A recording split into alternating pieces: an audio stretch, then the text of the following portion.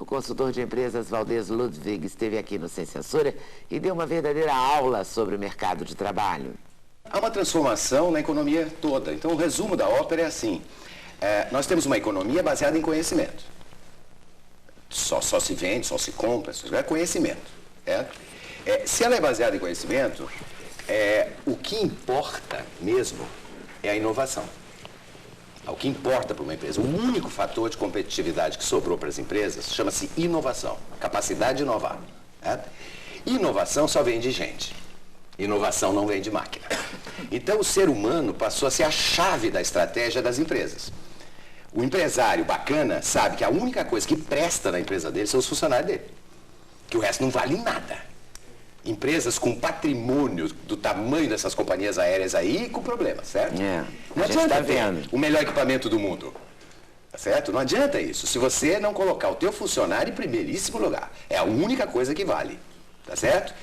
Se eu deixo de ser senhor de engenho, eu não preciso de capataz. Por que tem capataz? Porque o senhor de engenho detesta sujar as mãos. Então o que ele faz? Ele contrata um capataz.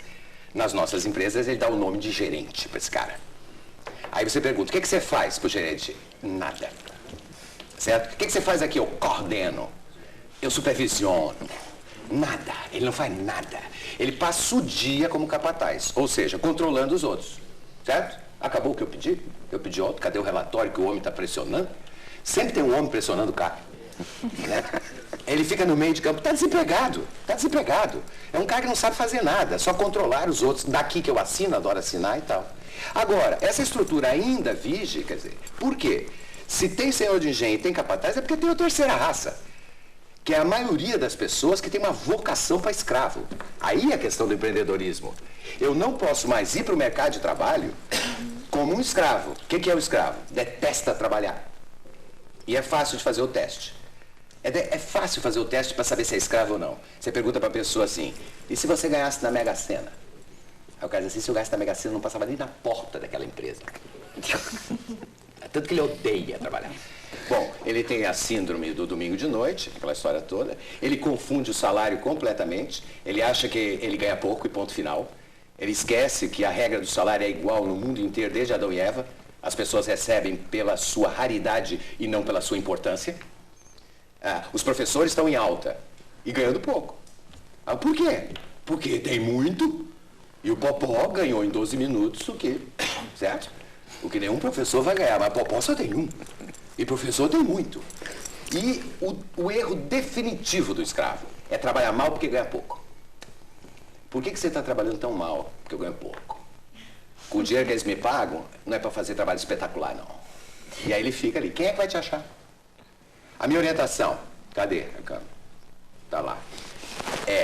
Primeiro, se você ganha pouco, sabe o que você tem que fazer? Um trabalho espetacular. Porque aí alguém te acha. O cara que começa a jogar bola, ele começa a jogar bola ganhando salário mínimo. E ele não faz gol contra porque ganha pouco. Vou fazer gol contra. Por quê? Porque eu ganho pouco. Ele vai e mostra o talento dele. E aí alguém descobre. Você ganha pouco, faça um trabalho espetacular, pô. Olha que engano. E o pior ainda, o escravo tem essa coisa de não gostar muito do salário, que ele gosta do benefício. Entendeu? Tem ticket, tem vale, tem não sei o quê. O importante é cesta básica. Né? Agora, por quê? Porque a estrutura industrial ainda está aí, a velha, para a maioria das empresas. Mas agora, um funcionário que é maravilhoso e que nunca é reconhecido, tem que se demitir da empresa? Claro que ele tem que procurar sair. Outro. Claro, já faz um trabalho essa desgraça que você está. Você faz um trabalho espetacular, o cara continua pagando pouco. O pagamento, você tem que saber quanto você vale no mercado. O cara chega para mim e diz assim, eu quero aumento. Eu digo, tem alguém querendo contratar você? Não.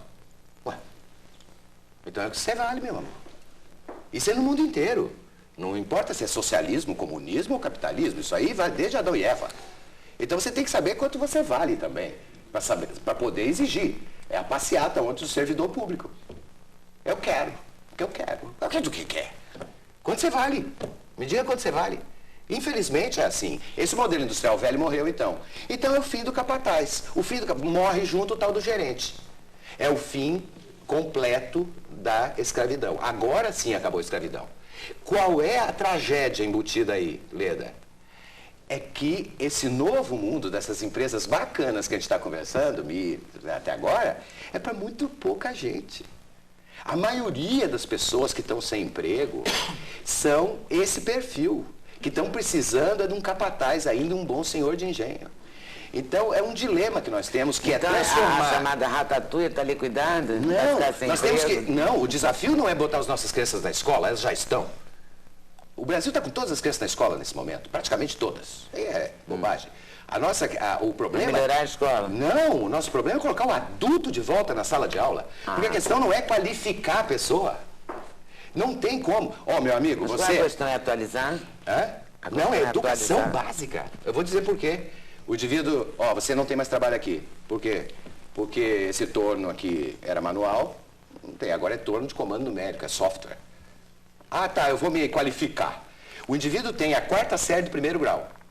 Aí vai para a aula de comando numérico, vai para a aula de álgebra booleana. Tem condição? Eu estava... Tem que ter o 2º grau completo para começar a trabalhar nessas coisas que nós temos hoje. Tem que saber regra de 3. Para ler o jornal, né? Precisa saber regra de 3. Então a questão é que nós temos uma massa de desempregados entre os 35 e os 50 anos de idade que tem a 4ª série do 1º grau. E sobrou só o emprego da mão de obra.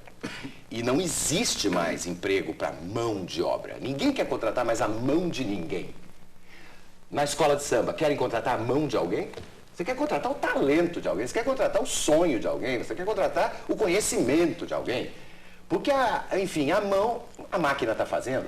Até porque hoje tem que ser feito com máquina para não machucar o funcionarinho. Porque é tudo para o meu funcionário.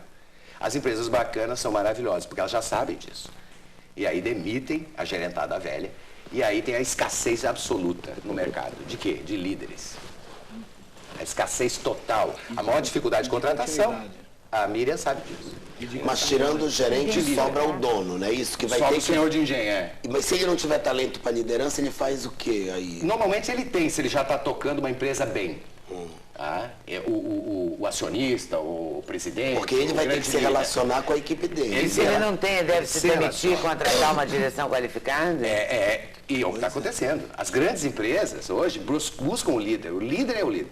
A rotatividade de executivos hoje, presidentes de empresa, está da casa de, no caso dos Estados Unidos, 22% no último ano de presidentes foram embora, mandados embora, presidente de empresa. Porque também existe uma irrealidade nisso, de um funcionário ganhar R$1.000 por mês. E o presidente, quando sai, depois de dar um prejuízo medonho, certo? Leva um bônus de 4 milhões de dólares. Absurdo. Quer dizer, esses absurdos estão ocorrendo, que ninguém sabe muito bem de onde vem esse talento todo dele. Então, o que nós precisamos? Empresários, cidadãos conscientes, ecologicamente comprometidos para não acontecer o que aconteceu aí. É cadeia mesmo, que é para dar o exemplo, que é para eu tomar cuidado que isso dá cadeia. Não vai sujar o rio assim mais, não. É esse o empresário que se precisa. Esse empresário, ele não contrata gerente. Ele contrata líder, quando ele acha. Quando ele não acha, ele deixa a sala vazia. Porque prefere deixar vazio do que colocar um gerentão velho, um capataz, certo? E trata de contratar empreendedores como funcionários. O perfil Define empreendedor. Um pouco aí, para todo mundo entender o que é um empreendedor. O empreendedor, ele é como se ele tocasse uma empresa dele dentro da empresa de outro, quando se chama intraempreendedor. É uma pessoa que tem noção do negócio todo. O indivíduo é o assessorista da empresa. Se entra um cliente e diz, onde é que eu posso falar? Ele nunca responde, isso não é comigo, aqui eu só cumpro ordens. Ele diz, é comigo mesmo, doutor, o que, é que o senhor deseja? E sabe o valor da ação. Sabe o valor da ação dele, da ação da empresa e da ação dele. Sabe a política da empresa toda. Sabe quanto ele custa para a empresa e quanto a empresa paga e quanto ele gera de valor. Ele é um microempresário dele mesmo, até porque a carreira é pessoal, isso é uma outra orientação para as pessoas. Quer dizer, a carreira é tua. Não delegue a tua carreira para o teu chefe, muito menos para a tua empresa. Porque a empresa que você trabalha, ela não é desenvolvedora de carreiras. Ela desenvolve os negócios dela, onde a tua carreira é importante. A carreira é tua, cada vez mais tua, porque é conhecimento que você vende. Certo? Então, o empreendedor é um indivíduo que busca as oportunidades, ele percebe a oportunidade, ele é observador, ele corre riscos, adora correr risco. sem correr perigo.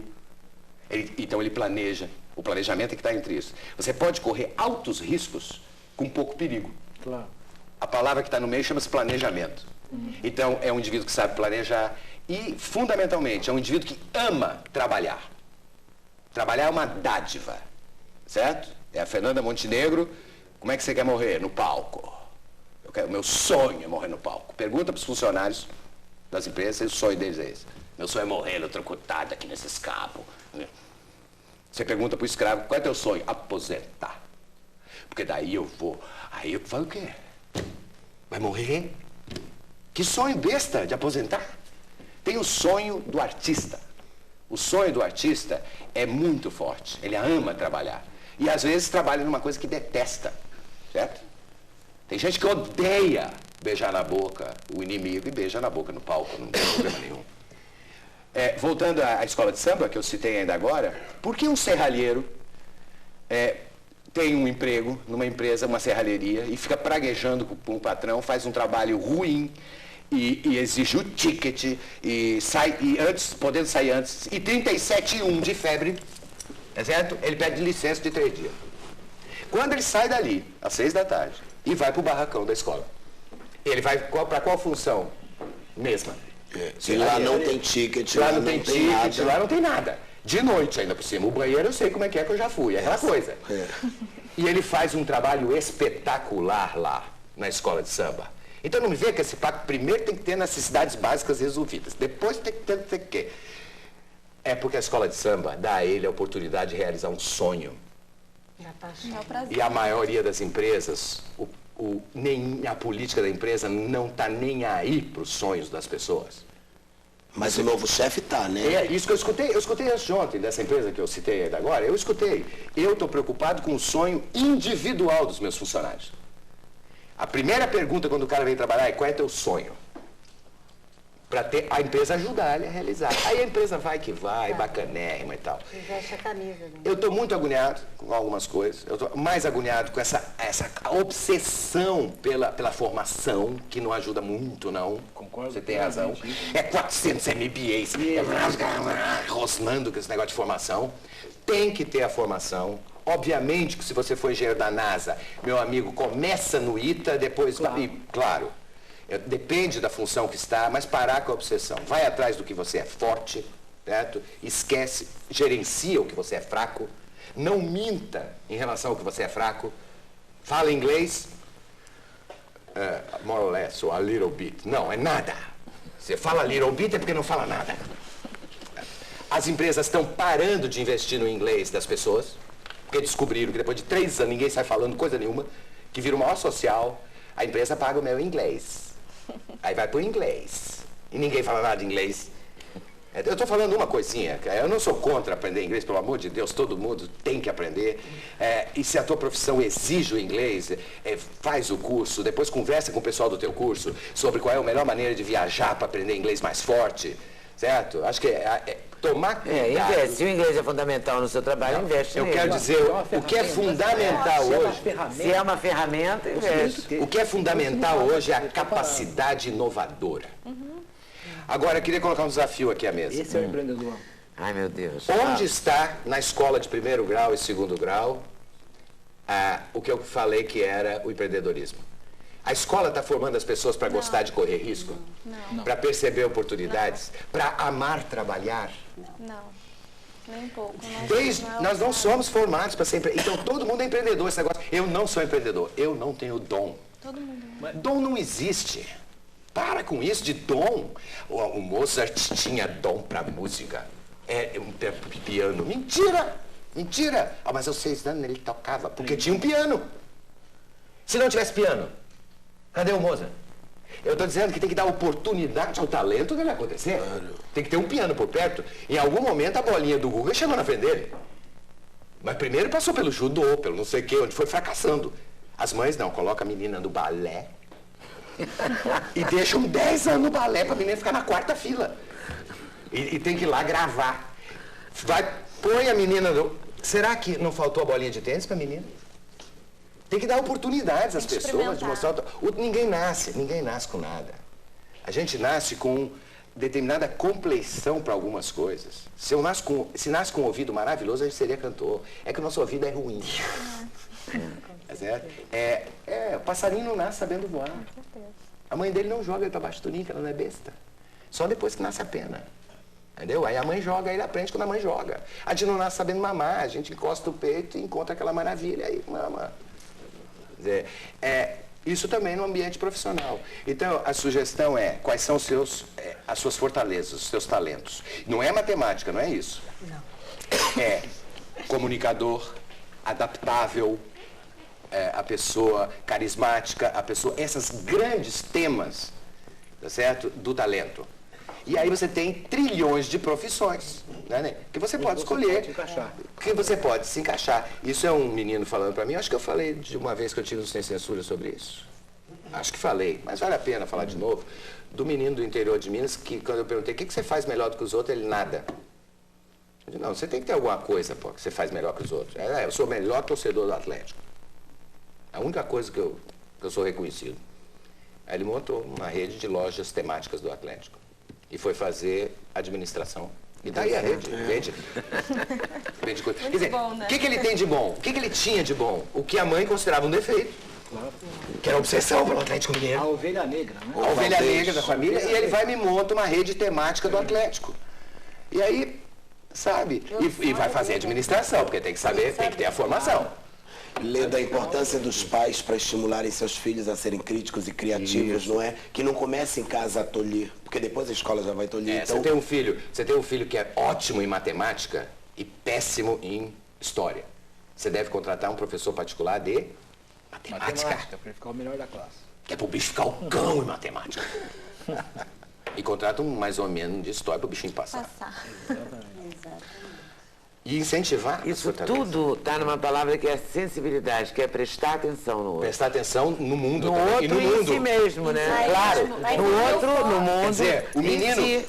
Os pais têm uma mania de botar o menino no judô. A escola não está... Aí o menino vai com aquela cara pro judô. 3 anos no judô. Porra. Mesmo. Mas eu teria uma pergunta para... Você colocou um desafio para nós, eu faria o desafio. O mesmo desafio, um outro desafio de volta.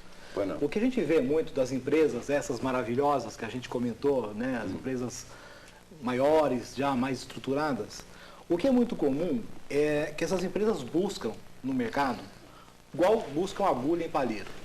São tantas as oportunidades de encontrar um profissional, então são 10 vagas para trainee, por exemplo, aparecem 5.000 candidatos. Certo. Tem empresa que se dá o luxo de, em 5.000 candidatos, não encontrar os 10 que ela procura.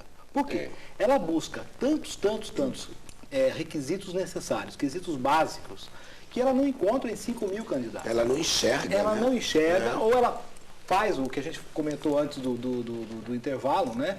Uma pergunta dessa, você vai pôr o sal antes ou depois? Né? Como se isso importasse no contexto final da carreira dele. Que eu acho que não é por aí. No próximo bloco, todos os passos para você montar o seu próprio negócio.